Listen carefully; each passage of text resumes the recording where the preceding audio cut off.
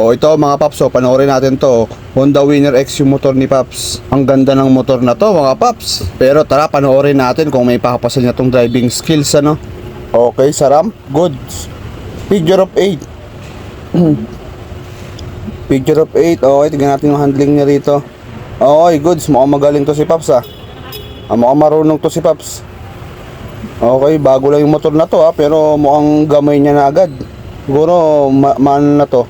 Mahusay na talaga to si Paps. Kasi bago lang to motor na to Ayun So ayan, tignan nyo naman yung handling niya Tapos tignan nyo rin yung angkas niya.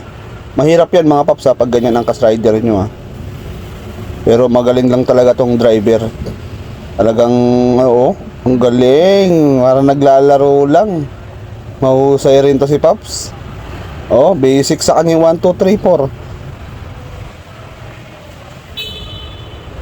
So ayun mga Paps, nakita naman natin sa 1, 2, 3, 4, sobrang smooth ng kanyang mga likuan doon. Matik na to si Paps, pasado talaga to Kahit bago lang sa kanya yung motor na to, pero binasic na lang yung nito, yung driving skills assessment ni Angkas Sabihin mahusay talaga to. New applicant lang to mga Paps Sa mga bago dyan nagbabalak, gayahin nyo lang si Paps.